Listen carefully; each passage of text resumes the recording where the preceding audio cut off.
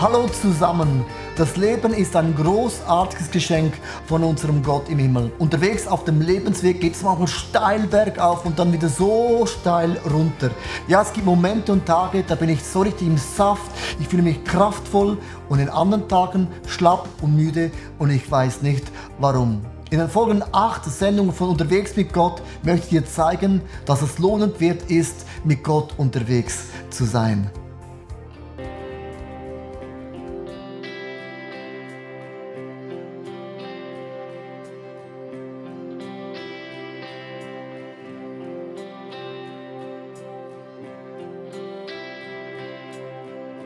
Als ich zur Welt kam, war ich automatisch, ohne gefragt zu werden, ein Teil einer Familie. Das ist so ein Familienalbum, du siehst mich darin. Und Gott hat meinen Vater, meine Mutter ausgesucht und ich konnte es nicht auswählen. Bei meinen Söhnen genau das Gleiche. Wenn wir zum Glauben an Jesus finden, werden wir in eine christliche Familie hineingeboren, wo wir die gläubigen Frauen und Männer nicht aussuchen können, sondern die gehören einfach zu unserer Familie. Römer 8, Vers 15 steht geschrieben, denn der Geist Gottes macht euch zu Gottes Kindern. Mit anderen Worten, wenn wir gläubig werden, gehören wir zur Familie von Gott. Unterwegs mit Gott zu sein bedeutet, dass ich nicht mehr alleine bin, sondern ich bin in eine Familie hineingeboren und es ist hochinteressant. Du kannst in ein anderes Land gehen, wo du niemanden kennst. Du triffst eine Frau und einen Mann, die auch gläubig sind. Du schaust ihr oder ihm in die Augen und du hast plötzlich das Gefühl, ich kenne die Person schon seit Jahren. Da ist eine Vertrautheit da, weil man im DNA zur gleichen Familie gehört. Und das ist der Power der Kirche, die sich Jesus ausgedacht hat. Ich möchte heute über das Thema Kirche sprechen, die Lokalkirche. Denn Gott hat uns berufen und erschaffen für Gemeinschaft. Schon im Garten Eden sagte Gott, es ist nicht gut, dass der Mensch alleine ist. Es gibt nicht eine solche Sache, wo man sagt, ein gläubiger Christ oder Christin lebt privat, ganz alleine, nur für sich. Natürlich ist der Glaube Privatsache, aber er wird ausgelebt immer im Kollektiv, immer miteinander als eine Ergänzung. Denn du hast etwas von Gott bekommen, um andere Menschen zu bereichern. Und deine Art wird auch die Kirche enorm bereichern. Wenn du dich nicht in die Kirche integrierst, dann fehlt genau deine Art und Weise, wo es genau braucht, dass die Kirche etwas Wunderbares und Geniales ist. Um das zu erklären, nimmt Jesus sogar das Bild von einem Körper, sagt, der Körper hat ganz verschiedene Teile und du kannst dir nicht aussuchen, was für ein Körperteil du bist, aber es gibt auch keinen unwichtigen Körperteil. In Römer Kapitel 12, Vers 5 steht geschrieben, gemeinsam bilden wir alle den Leib Christi, die Gemeinde oder die Kirche und jeder Einzelne ist auf den anderen angewiesen. Mit anderen Worten, wenn du beginnst, deinen Teil zu integrieren, wird die Kirche zum besten und spannenden Ort dieser Erde. Im Herbst 2011 bin ich mit meiner Church ins Herbstcamp gefahren. In diesem Camp durfte ich echte Gemeinschaft und Freundschaft genießen und bin so ein Teil unserer großen Kirche geworden. Danach habe ich mich mit meinem Bruder entschlossen, den Small Group Leiterkurs zu besuchen. Nun leiten wir seit rund einem Jahr eine Männer Small Group und erleben echt tolle Erlebnisse. Wir teilen unsere Gedanken und unsere innersten Gefühle und sind so eine echte Familie geworden. Zwischendurch arbeite ich im Welcome Team und helfe neuen interessierten Besuchern, einen Teil unserer großen Church zu werden. Einer der Gründe, warum ich in die Kirche gehe, ist, weil die Kirche bewahrt mich vor Einsamkeit. Also wie meine ich das jetzt ganz konkret? Wenn ich am Sonntagmorgen in die Kirche gehe, vielleicht mit meinen Problemen und Schwierigkeiten, begegne ich Frauen und Männer, die haben nur einen Wunsch, Jesus in jedem Bereich des Lebens als Nummer 1 zu machen. Und sie erzählen mir von den Wundern von Gott. Mit anderen Worten, wenn ich leide, kann eine andere Person mir wieder aufhelfen, die Größe Gottes zu sehen. Und die Kirche ist für mich so eine Aufladstation, wie ein Red Bull, wie ein Energie-AKW-Kraftwerk, das mir Kraft gibt, wieder rauszugehen für die nächste Woche.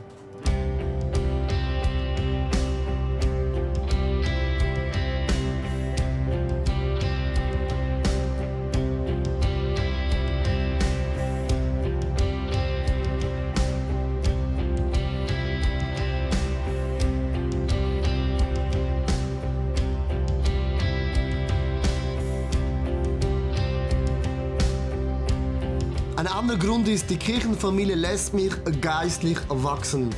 Wir waren mit dem ICF an einem Camp in Italien und ich war persönlich als ein Leiter von der Kirche, stand vor ganz großen Herausforderungen. Ich wusste nicht mehr, wo ist links und rechts. Ich hatte keine Lösung mehr. Und wir haben so eine Kleingruppe gemacht, wo wir zusammen gebetet haben. Wir haben ausgetauscht und dann sagte eine Frau zu mir: Leo, ich sehe dich vor einem unüberwindbaren Hindernis stehen.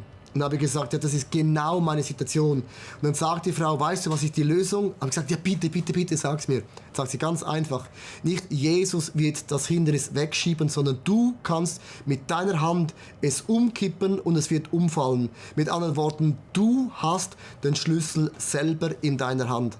Und das ist der Power von der Kirche. Ich könnte sagen, ich lebe meinen Glauben privat, alleine für mich. Und das sind genau die Momente, die man dann einfach verpasst. Die Kirche hat diesen Power, dass man geistlich einander pusht zu Höchstleistungen für Jesus. Das ist die Kraft der Kirche. Ein anderer Grund, wieso dass ich in die Kirche gehe, ist, weil die Kirchenfamilie hält mich auf dem Weg, an Gott zu bleiben.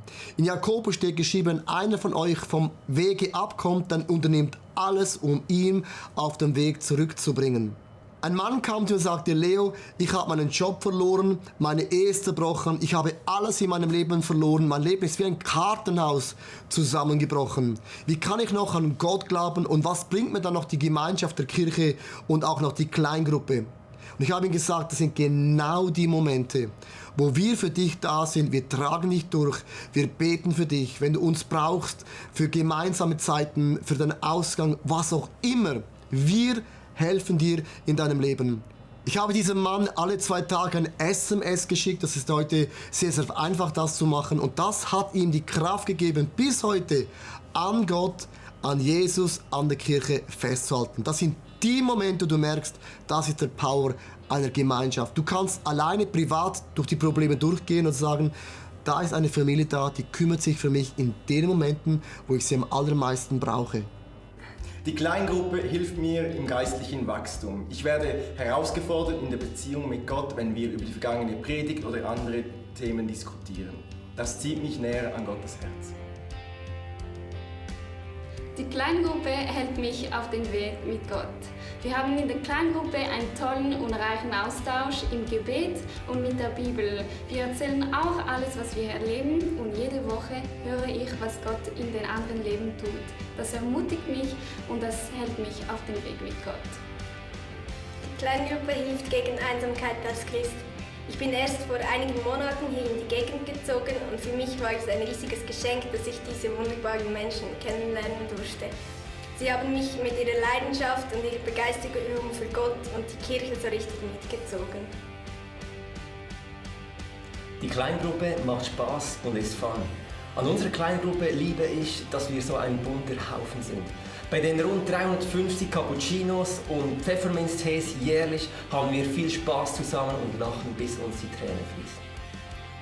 Es gibt ganz verschiedene Arten von Kirchen, ganz verschiedene Arten von Stilen, Variationen. Also bei Gott gibt es nicht richtig oder falsch, sondern irgendwann musst du dich entscheiden, in welche Art, wie dieses Fotoalbum, möchte ich beginnen, mein Leben zu investieren, dass es auch mein Leben prägt. Suche dir eine Kirche und auch eine Kleingruppe, das sich motiviert, an Jesus so richtig leidenschaftlich dran zu bleiben. Wenn du in eine Kirche kommst und du merkst, dass dir viele Dinge nicht gefallen, da gibt es immer eine Sache, die dir meistens am wenigsten gefällt, und das zeigt meistens genau diesen Bereich auf, wo du eine Leidenschaft und auch eine Fähigkeit hast, einen Unterschied zu machen. In China, wenn Christen in die Kirche aufgenommen werden, haben sie so ein Ritual, dann sagen sie zu ihnen: jetzt hat Jesus ein neues Paar Augen, um zu sehen, ein neues Paar Ohren, um zu hören, ein neues Paar Hände, um zu helfen, und ein neues Herz, um andere Menschen zu lieben. Ich sage einen ganz provokativen Satz: Die Kirche ist die Hoffnung der Welt. Das Problem ist, die Kirche wird gebaut von Menschen, mit Menschen, für Gott. Und weil wir Menschen nicht perfekt sind, ist auch die Kirche nicht perfekt. Und Gott hat sich entschieden, mit nicht perfekten Menschen, mit nicht perfekten Kirchen, den Menschen zu zeigen, wie großartig ist dieser Gott im Himmel. Und diese Worte kann man auch mit diesem Gebet erklären. Und das ist das gefährlichste Gebet, das man überhaupt beten kann. Jesus, hier bin ich, gebrauche du mein Leben, meine Zeit, mein Geld und auch meine Fähigkeiten nicht zu meiner Ehre, sondern zu deiner Ehre. Schon als kleines Kind hat mich meine Mutter motiviert, in der katholischen Kirche mitzuarbeiten. Ich war Messediener Jahre und ich fand es immer so prickelnd und begeisternd, einen Gottesdienst mal aus der Sicht von einem Pfarrer mitzuerleben. Und für mich war es immer logisch gewesen, wenn ich in eine Kirche gehe, möchte ich auch meine Fähigkeit und meine Zeit und Talente investieren, damit die Church zu dem wird, was Gott immer gedacht hat. Um meine Fähigkeit in der Kirche zu investieren, ist es auch wichtig, dass ich mein Potenzial entdecke. Als Gott mich erschaffen hatte, war ich keine Kopie, etwas ganz, ganz Neues, was es noch nie zuvor gegeben hat. Ich sehe das bei meiner Frau, bei meinen Kindern. Das sind Persönlichkeiten, die sind einmalig und einzigartig von diesem Gott im Himmel kreiert worden. Und es gibt so die 3 Fragen, die man sich stellen darf. Erstens, was ist meine Leidenschaft? Für was schlägt mein Herz? Für was wäre ich bereit, morgens um 3 Uhr aufzustehen und ich habe Energie und ich werde dabei nicht müde? Zweitens, was sind meine Fähigkeiten? Und drittens, was ist meine Persönlichkeitsstruktur? Und diese 3 Fragen sind ganz entscheidend, um herauszufinden, wer bin ich wirklich und was kann ich in die Church investieren. Und ich finde die Kirche dermaßen interessant, weil zum Beispiel in der Kirche kann ich meine Talente ausprobieren. In meiner Berufslehre war mein Job ganz klar definiert. Ich konnte nie versuchen zu kommunizieren, zu predigen oder etwas Neues zu erfinden, zu leiten.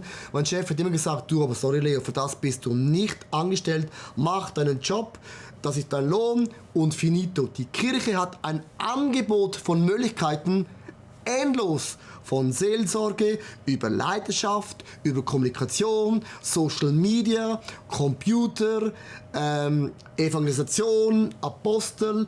Es ist unlimitiert. Die Church ist eine Plattform, wo du einfach lernen kannst wie ein Tümpel.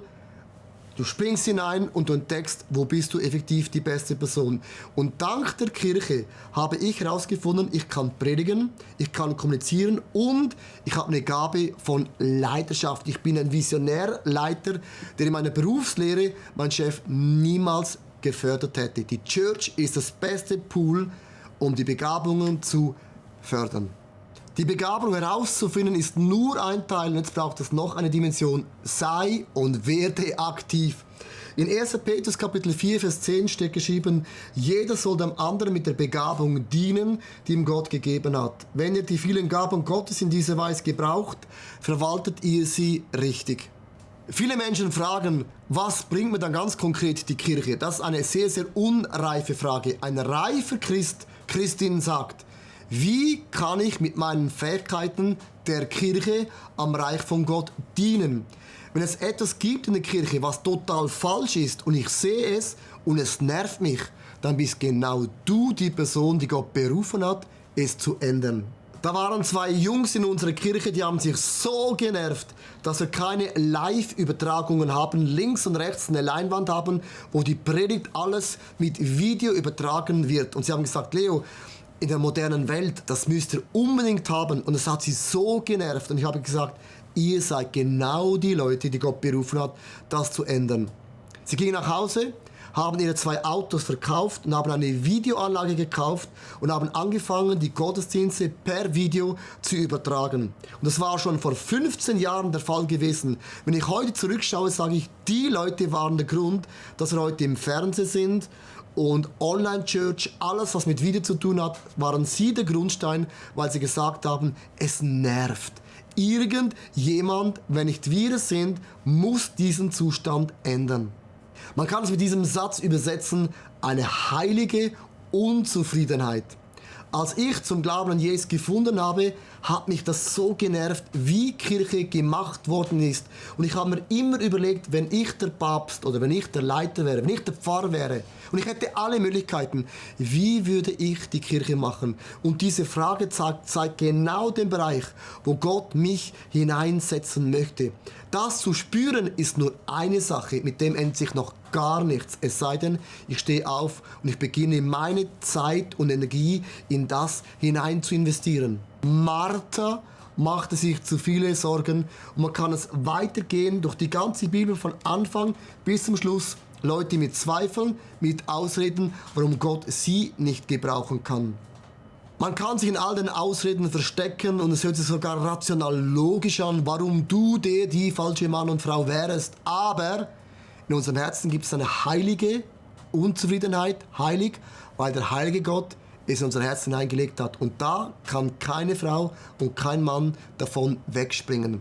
Wenn du willst und wenn auch ich will, dass unser Glaube spannend, prickelnd, frisch und knusprig bleibt, dann bitte höre nicht auf, deine Fähigkeiten in das Reich von Herr Jesus zu investieren. Mit 13 Jahren habe ich in der Jugendarbeit meiner Kirche als Techniker begonnen.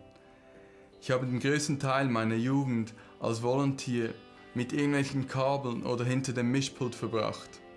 Mit 21 wurde ich von der Kirche angestellt und in der Zeit durfte ich vom kleinen Techniker zum Cheftechniker heranwachsen. Nach 5,5 Jahren habe ich ein Jobangebot einer Eventtechnikfirma als Projektleiter angenommen. Nun habe ich die Möglichkeit, auf großen Events in ganz Europa als technischer Leiter mitzuarbeiten. Was im Kleinen als 13-jähriger Volunteer in der Kirche begonnen hat, ist heute mein Beruf. Eine andere Dimension, um die Kirche zu einem wunderschönen Ort zu machen, das sind die Finanzen. Denn ohne Finanzen kann man keinen Raum mieten, man kann sich nicht hinsetzen auf den Stuhl, auch den hat irgendjemand mal gekauft. Also je mehr Finanzen, desto schöner wird die Kirche. Gott hat sich im Alten Testament wie im Neuen Testament ein Prinzip überlegt, um seine Kirche, um sein Reich zu finanzieren. Und das ist das Prinzip von diesen 10%. Mit anderen Worten, wer gibt, wie bei diesen Händen, der öffnet seine Hände für den Segen von diesem Gott im Himmel. Darum beginne auch mit deinen Finanzen die Kirche zu stärken und zum schönsten Ort der Welt zu kreieren. Ich gebe seit vielen Jahren meinen Zehnten an Gott. Weil er leider kein Postcheckkonto hat, möchte ich das Geld an einen Ort geben, wo Gottes Herz wirklich dafür schlägt. Und wie ich es sehen kann, schlägt sein Herz für Kirche. Dort werden Woche um Woche Menschen verändert, dürfen Menschen wachsen und zu denen gehöre ich und meine Freunde auch. Also für mich ist die wichtigste Eigenschaft der Kirche, dass wir die Botschaft von Jesus Christus den Menschen auf eine gewinnbringende Art und Weise verkündigen. In Apostelgeschichte Kapitel 2, Vers 47 steht: Sie lobten Gott und waren im ganzen Volk geachtet und anerkannt. Die Gemeinde, Klammer die Kirche, wuchs mit jedem Tag, weil Gott viele Menschen rettete. Die erste Kirche, das ist so unsere Modellkirche. Die hatten eine super Gemeinschaft, haben Geld gegeben, zusammen gewohnt, haben gepredigt, für die Armen geschaut und es kamen Menschen zum Glauben. Aber wenn man die Kirchengeschichte ganz genau anschaut, war auch die erste Kirche nicht perfekt. Und wieso sage ich das? Weil keine Gemeinschaft ist perfekt. An dem Tag, wo du oder wo ich in die Kirche komme, ist sie nicht mehr perfekt und das ist das Problem. Aber Gott kann mit dem umgehen, dass die Kirche oft eine Botschaft von Gott weitergibt mit unperfekten Menschen. Aber Gott gebraucht alles. Und darum lasst uns die Hauptsache zur Hauptsache machen. Und die Hauptsache ist und bleibt, damit Jesus groß wird in dieser Welt. Es gibt ganz verschiedene Arten, wie man Jesus erklären kann. Erstens, erzähl deinen Freunden von deinem Erlebnis, wie du Jesus kennengelernt hast. Kurz, prickelnd und erfrischend. Wir nennen das 2-Minuten-Zeugnis. Das hat 3 Teile. Erstens, bevor ich Jesus gekannt habe.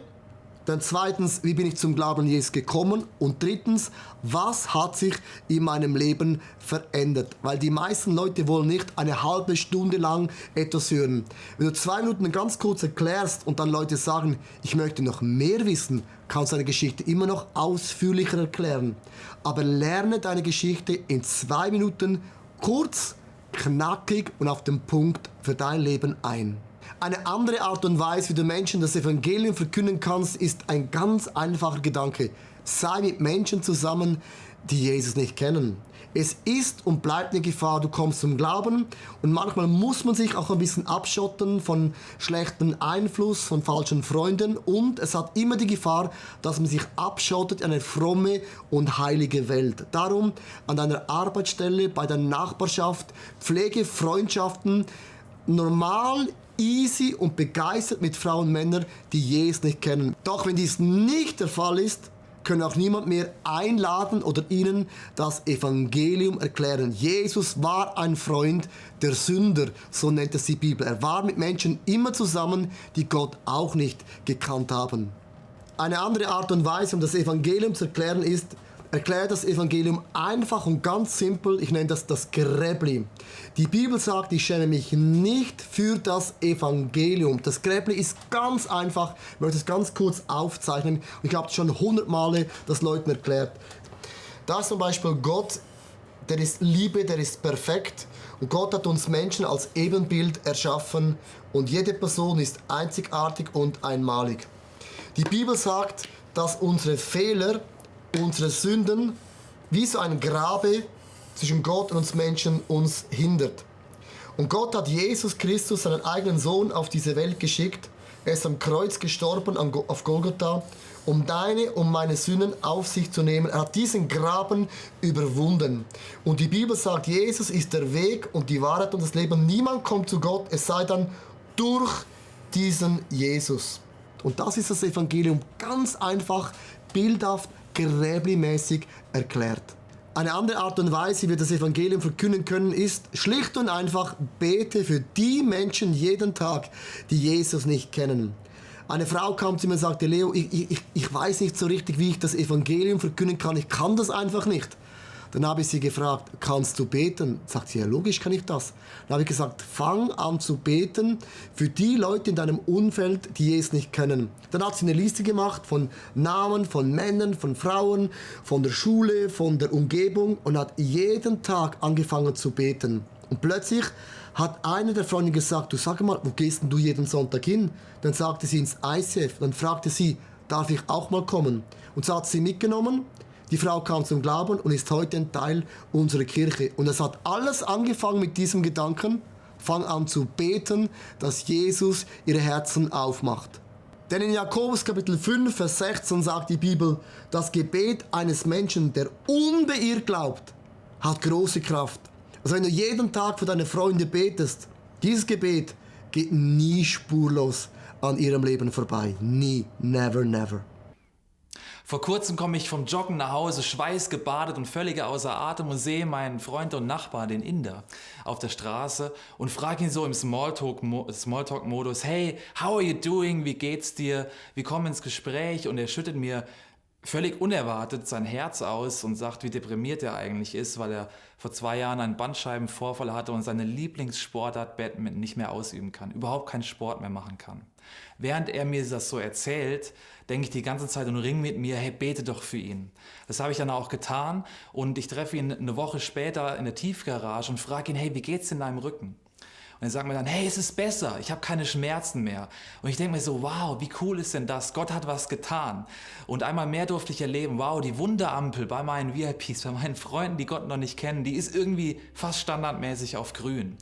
Mein Wunsch ist, dass der auch Jesus kennenlernt. Und ich werde einfach jetzt, bin motiviert durch die Geschichte, weiter in die Freundschaft zu investieren, ihn und seine Familie in die Celebration, in unseren Gottesdienst mal einzuladen, indisch zusammen zu kochen. Und das sind so die nächsten Schritte. Und ich hoffe, dass, wenn dieses Video ausgestrahlt wird, die Geschichte schon wieder weitergegangen ist. Weil ich unterwegs mit Gott bin und mir einfach vorstelle und träume, wie schön ist es, dass Menschen aus meinem Umfeld Gott kennenlernen können. Mich hat das motiviert, einfach dran zu bleiben, weiter zu beten und ich durfte das schon öfters erleben, einfach wie Freunde aus meinem Umfeld Gott kennenlernen, ich sie taufen durfte und ich merke, hey, das ist das, wofür wir Menschen designt sind. Es gibt nichts Schöneres und da wünsche ich mir mehr von. Weißt du, warum ich so begeistert bin von Kirche? Weil ich bin geboren worden in der Familie hinein, die habe ich mir nicht ausgesucht. Und meine Mutter hat jeden Tag gebetet, dass einer ihrer Söhne eines Tages ein Pfarrer werden sollte. Und Gott hat dieses Gebet meiner Mutter für mich persönlich erhört. Ich wurde der Pfarrer, für den sie gebetet hat. Meine Mutter hat uns jeden Sonntag mitgenommen in die Kirche.